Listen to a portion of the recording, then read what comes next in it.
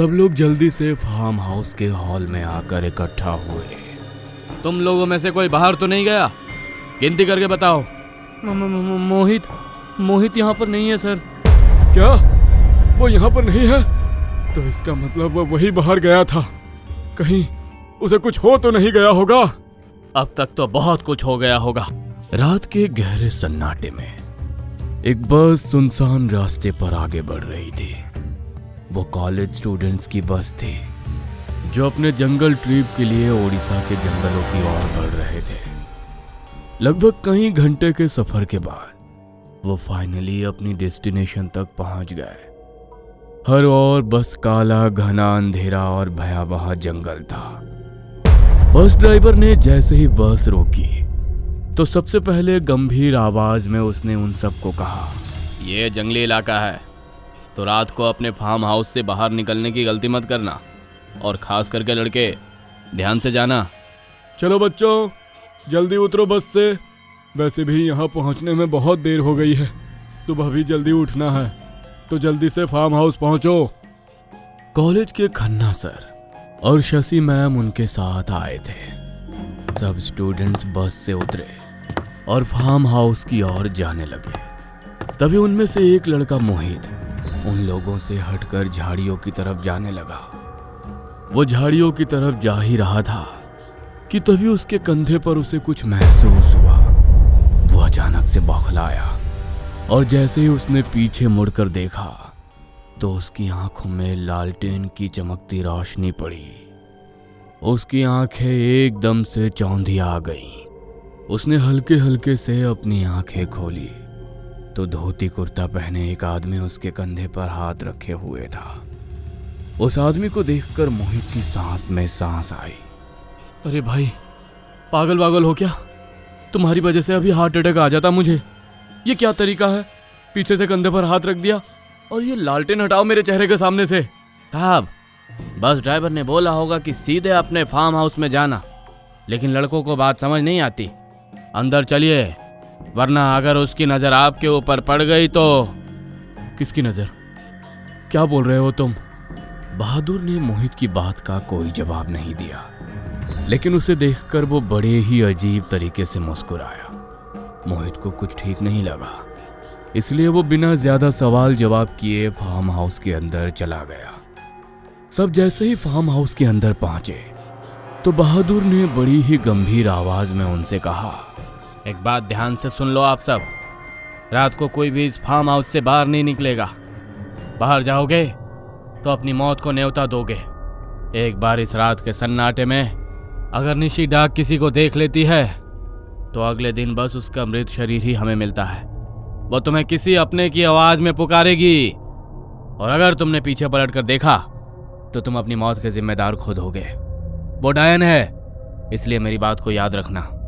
सभी को उनकी बातें थोड़ी अजीब लगी।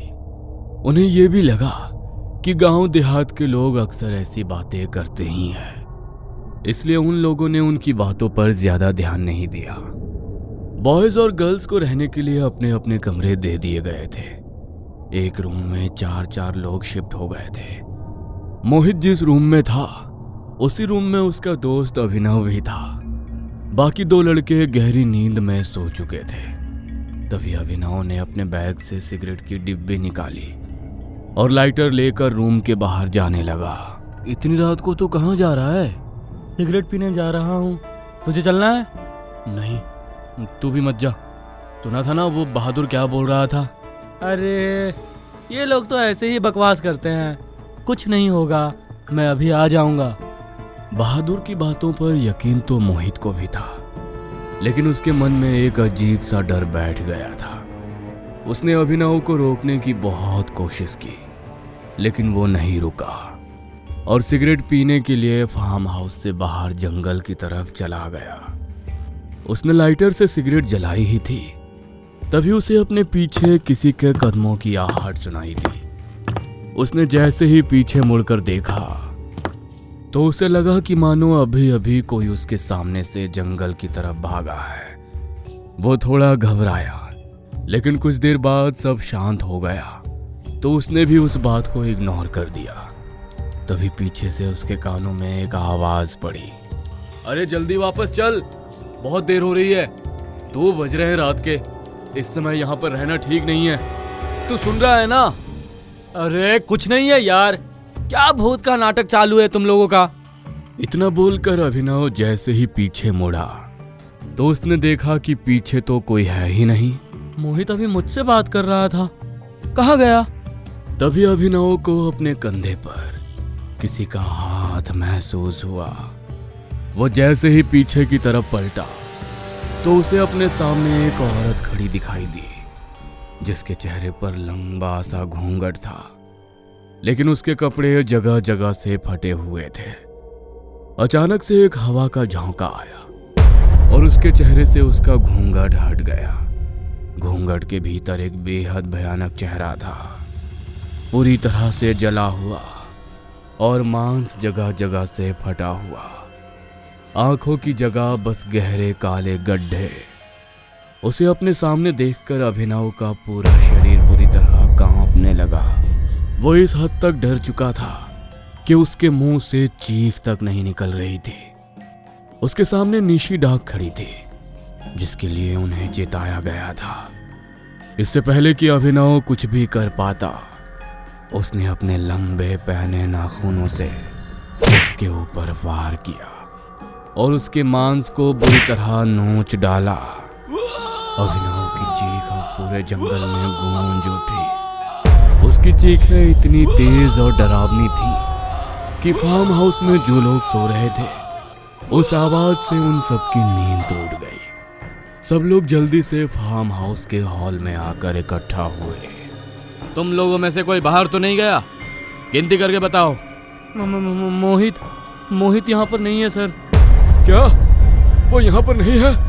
तो इसका मतलब वो वही बाहर गया था। कहीं उसे कुछ हो तो नहीं गया होगा? अब तक तो बहुत कुछ हो गया होगा।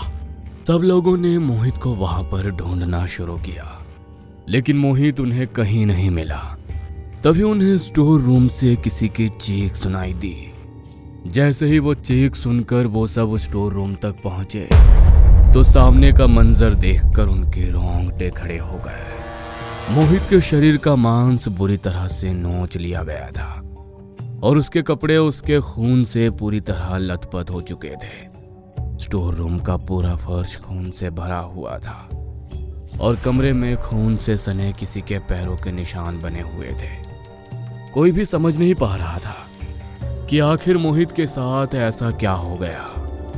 आखिर उसे इतने भयानक तरीके से किसने मारा? यह सब उसी निशी डाक का किया है। यह उसी का काम है। जरूर कोई रात के अंधेरे में बाहर गया था, तभी वो यहां तक आई है। अब वो हम में से किसी को नहीं छोड़ेगी। मना किया था ना बाहर जाने को। कौन गया था बाहर? हम में से कोई भी बाहर नहीं गया और हमने गिनती भी की थी। हम सब तो फार्म हाउस के अंदर ही थे। नहीं, तुम में से कोई तो बाहर गया था, वरना निशी डाक अपने आप यहाँ अंदर नहीं आती। वो उसी का रूप धर कर आई है जो बाहर गया और उसकी चपेट में आ गया। इसका मतलब वो हमारे बीच में है। अगर वो हमारे बीच में किसी का रूप धर कर आ गई है तो पता नहीं चलेगा वो कौन है, लेकिन हाँ, वो आग से डरती है। हमें आग जलाकर बैठना होगा। अब तो अग्नि देवता ही पूरी रात उससे हमारी रक्षा कर सकते हैं। मैं रसोई से लकड़ियाँ और माचिस लेकर आता हूँ। भीमा अंदर रसोई में गया। वो रसोई में चूल्हे के पास रखी हुई लकड़ियाँ इकट्ठी कर रहा था। उसने लकड़ियाँ और माचिस ली और रसोई से बाहर आने लगा। तभी उसके सामने एक परछाई आकर रुक गई।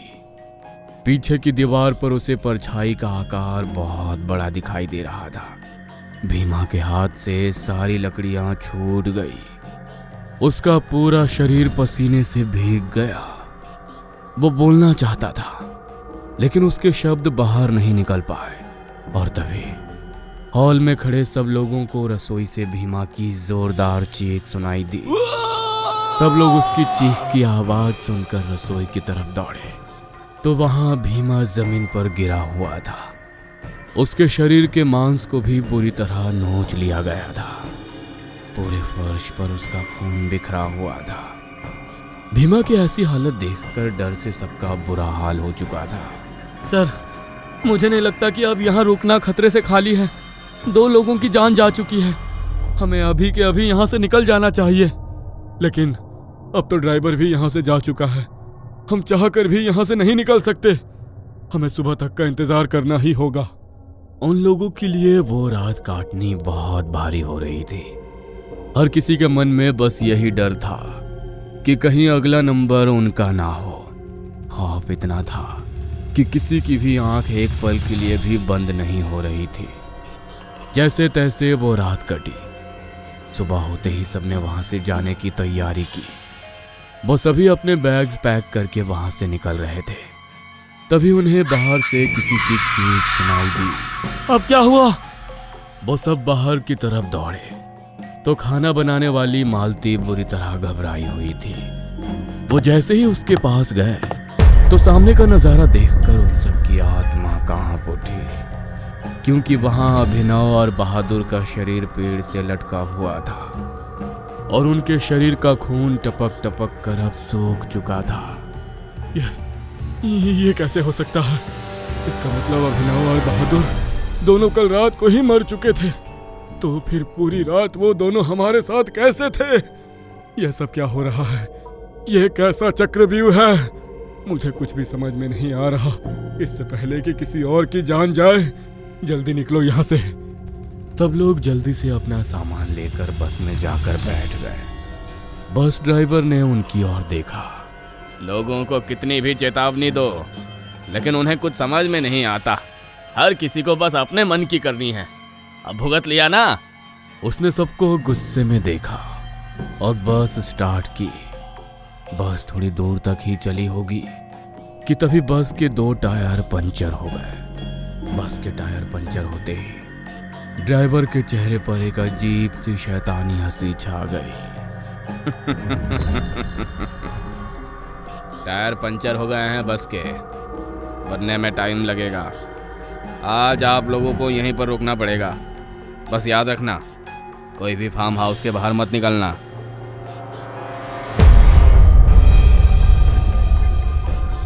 अभिनव, बहादुर, ड्राइवर भीमा सब मर चुके हैं। तो आखिर कौन है निशिडाक का अगला शिकार? क्या ट्रिप पर आए लोगों में से कोई जीवित वापस लौट पाएगा या निशिडाक सबको अपना शिकार बना लेगी? आखिर इस कड़ी की शुरुआत कहां से हुई थी? कौन है निशिडाक का पहला शिकार? जानने के लिए देखते रहिए आपका अपना चैनल टॉप टुंज हॉरर। ये कहानी है एक बहुत ही जिद्दी और बिगड़ैल लड़के की जिसका नाम है राहुल। राहुल जब 18 साल का था तो दोस्तों के बहकावे में आकर वो माता पिता से बहुत जिद करता था कि वो अपने आगे की पढ़ाई उनके साथ न्यूयॉर्क में जाकर करेगा और वहीं पर रहकर जॉब भी करेगा। इकलौती औलाद होने के कारण माता पिता उसे न्यूयॉर्क नहीं भेजना चाहते थे, लेकिन राहुल माता पिता से जिद और लड़ाई करके घर से बिना बताए अपने दोस्तों के साथ न्यूयॉर्क चला जाता है। राहुल को इंडिया से न्यूयॉर्क आए हुए पूरे 12 साल हो गए थे। आज राहुल पूरे 32 साल का हो गया था। बाहर की दुनिया की ठोकरें खाने के बाद राहुल अब पहले जैसा नहीं था। वो बहुत ही जिम्मेदार और समझदार हो गया था। पढ़ाई कंप्लीट करने के बाद राहुल की बहुत अच्छी नौकरी भी लग गई थी। घर से भाग जाने के कारण राहुल के पूरे 12 साल तक अपने माता पिता के साथ कोई बातचीत नहीं हुई थी। लेकिन आज वो बहुत एक्साइटेड था, क्योंकि पूरे 12 साल के बाद राहुल अपने घर शिमला, अपने गांव कोटगढ़ लौटा था। आज मैं बहुत खुश हूँ। आज पूरे 12 सालों के बाद अपने माँ और बापू से मिलूंगा और उनसे मिलकर अपनी की गई गलतियों के लिए माफी मांगूंगा। आखिर माँ बाप तो माँ बाप ही होते हैं, अपने बच्चों की हर गलती को भूल समझकर माफ कर देते हैं। राहुल ने कुछ पुराने दोस्तों के कांटेक्ट नंबर निकाल लिए थे और उन्हें बता दिया था कि वो आने वाला है, क्योंकि राहुल के पास समय बहुत कम था। थोड़े दिनों की छुट्टी थी, इसलिए वो सबसे मिलकर खूब सारा एंजॉय करके अपने बूढ़े माता पिता को मनाकर अपने साथ न्यूयॉर्क ले जाने आया था। फिर राहुल अपने गांव पहुंचा। उसने देखा कि सड़क पर एक बड़ा सा पेड़ गिरा है। राहुल ने गाड़ी वहीं छोड़ी और अपना एक बैग उठाया और घर की ओर पैदल ही चल पड़ा। आज मुझे कोई भी बाधा नहीं रोक सकती, चाहे पेड़ आए या पहाड़ आए, मैं अपने माता पिता से जरूर मिलूंगा। राहुल पैदल ही अपने घर की ओर निकल पड़ता है। गांव की ओर राहुल के बढ़ते कदम उसे और ज्यादा एक्साइटेड कर रहे थे। वो देखता है कि उसके गांव में आस पड़ोस में सब बदल चुका था। कच्चे घरों से अब सभी के पक्के घर हो चुके थे। जिन्हें वो आंटी अंकल मौसी मौसा कहा करता था, वो जवान से अब बूढ़े हो चुके हैं। जो छोटे बच्चे वो अब जवान हो चुके हैं, जिन्हें राहुल पहचान भी नहीं पा रहा था। लेकिन फिर भी राहुल सबको देखकर बहुत खुश था। चलते चलते राहुल अपने घर के पास पहुंचता है। घर को देखकर राहुल की आंखें भर आती है। लेकिन राहुल हैरान था कि आसपास तो सब घर बदल चुके हैं, पर उसका घर बिल्कुल भी नहीं बदला है। जैसा घर वो छोड़कर गया था, बिल्कुल वैसा का वैसा ही आज भी है। उसे सारी पुरानी बातें याद आने लगती है। जब वो छोटा हुआ करता था, कैसे आंगन में माँ बापू के आगे पीछे खेल कूद करता था। ये सोच सोच कर राहुल रोने लगता है। पुरानी यादों से बाहर निकलकर राहुल अपने घर के मेन गेट के पास आता है और दरवाजा खटखटाने लगता है। तभी राहुल देखता है कि आसपास के सारे लोग उसे देखकर एकदम से इकट्ठा हो जाते हैं और सारे उसे घूर रहे हैं। राहुल हैरान था कि ये लोग आखिर उसे घूर क्यों रहे हैं। अजीब बात है, ये सारे लोग मुझे इस तरह घूर क्यों रहे हैं। राहुल बहुत देर तक दरवाजा खटखटाता रहा, लेकिन किसी ने भी दरवाजा नहीं खोला। जैसे ही राहुल पीछे मुड़ा कि तभी अचानक से राहुल के घर का मेन गेट अपने आप जैसे हवा के झोंके से खुल जाता है। राहुल खुला हुआ दरवाजा देखकर बहुत खुश हो जाता है। उसे अंदर से एक आवाज आती है। वो आवाज सुनकर राहुल की आंखों में आंसू आ जाते हैं, क्योंकि वो आवाज किसी और की नहीं बल्कि राहुल की मां की थी। और ऐसा लगा जैसे वो आवाज ऊपर से उसके माता पिता के कमरे से आ रही है। राहुल ने जल्दी से अपना बैग उठाया और घर के अंदर चला जाता है और सीढ़ियां चढ़कर सीधा माता पिता के कमरे में जाता है। वहां राहुल देखता है कि उसका बूढ़ा बीमार पिता बिस्तर पर लेटे हुए हैं और साथ में उसकी मां बैठी हुई है। वो भी कमजोर और बीमार लग रही है। राहुल उन्हें देखकर बहुत खुश होता है और जाकर उनके गले से लग जाता है और उनसे माफी मांगता है। बहुत देर कर दी तुमने आने में, हमने तुम्हारा कितना इंतजार किया। कितने सालों बाद आज कलेजे को ठंडक मिली है तुमसे मिलकर। माँ बापू, मुझे अपने किए के लिए बहुत पछतावा है। मुझे माफ कर दो। आप दोनों को मुझे इस तरह से अकेले छोड़कर नहीं जाना चाहिए था। मैं आप दोनों को अब कभी अकेला नहीं छोड़ूंगा। इतने सालों के बाद राहुल के माता पिता अपने बेटे से मिलकर बहुत खुश थे। बीमार हालत में ही आज राहुल की मां ने अपने बेटे के लिए उसके मन पसंदीदा बहुत सारे पकवान बनाकर खिलाए। खाने के बाद राहुल अपनी मां के गोद में सर रखकर लेट जाता है। मां, तुमने मुझे माफ तो कर दिया ना। मुझे पता था आप दोनों मुझे माफ कर दोगे, क्योंकि माता पिता अपने बच्चों से कभी भी नाराज नहीं रह सकते। थोड़ी देर के बाद माता पिता के साथ समय बिताने के बाद राहुल अब अपने कमरे में सोने के लिए आ गया था। अपने कमरे में आकर राहुल को बहुत अच्छा लगता है, क्योंकि उसकी मां ने कमरे में सारी उसकी पसंद की चीजें रखी थी।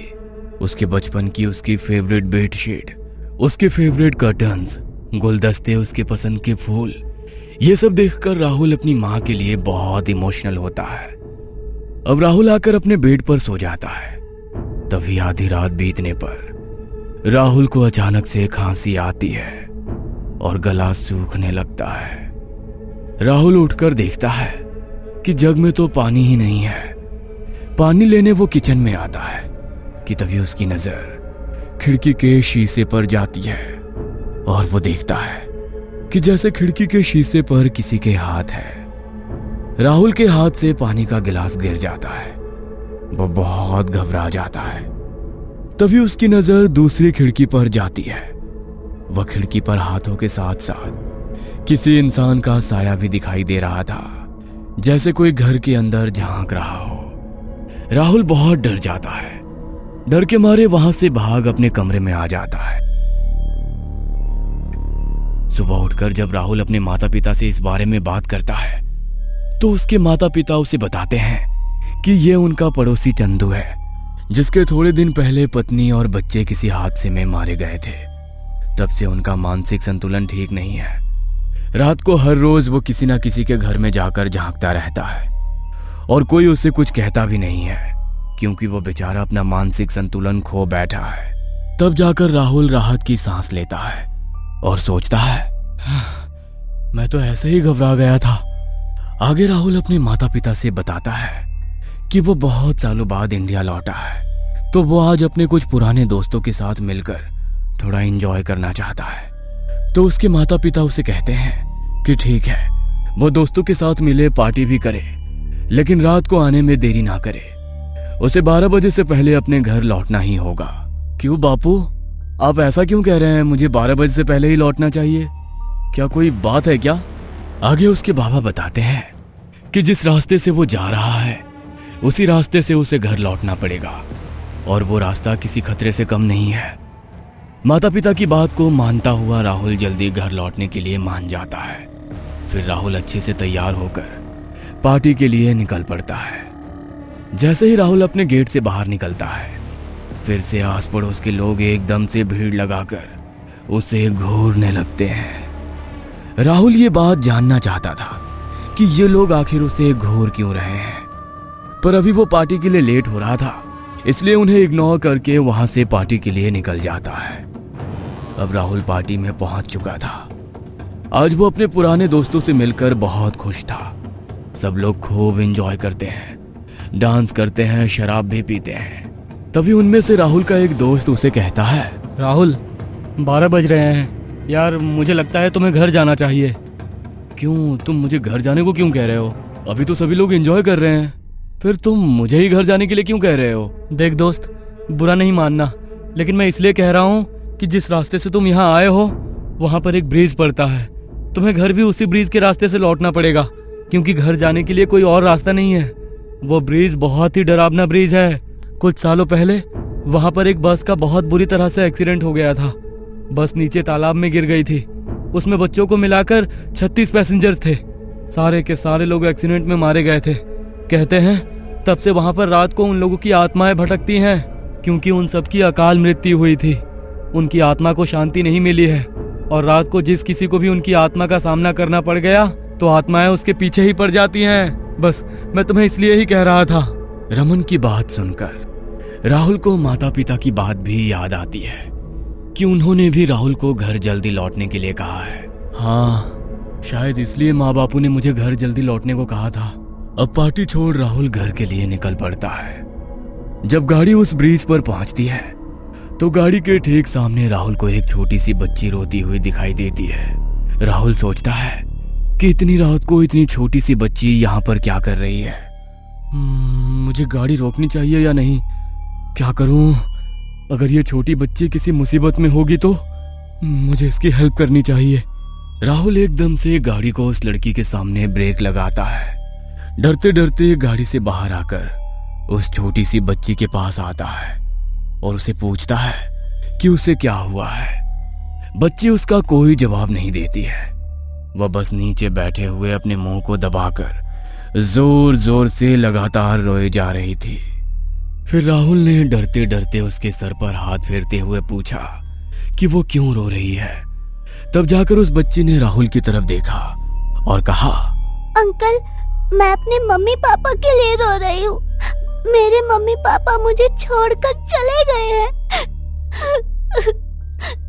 बेटा, तुम मुझे बताओ, तुम्हारी मम्मी पापा कहाँ गए हैं? बच्ची राहुल का हाथ पकड़कर उसे ब्रिज के कॉर्नर पर ले जाती है और अपने हाथ से तालाब की ओर इशारा करते हुए दिखाती है कि उसके माँ बाप वहां पर है।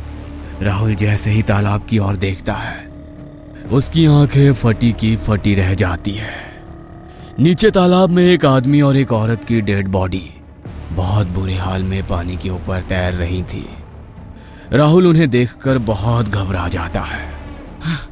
रुको बेटा, रुको, मैं अभी तुम्हारे मम्मी पापा को बचाता हूँ, रुको। राहुल जैसे ही कपड़े उतारकर उस बच्ची के माता पिता को बचाने लगता है कि तभी वह बच्ची राहुल का हाथ फिर से पकड़कर ब्रिज के दूसरे कॉर्नर पर ले जाती है। रुको अंकल। क्या हुआ बेटी, तुम मुझे रोक क्यों रही हो? अंकल, आप कितने को बचाओगे? बच्ची राहुल को तालाब के दूसरी ओर इशारा करती हुई दिखाती है। राहुल जब तालाब में देखता है तो उसके रोंगटे खड़े हो जाते हैं। उसे अपनी आंखों पर यकीन नहीं हो रहा था। अब तालाब में उसे बहुत सारी डेड बॉडीज दिखाई देती हैं, जिनमें कुछ बूढ़े, कुछ जवान और कुछ बच्चे थे।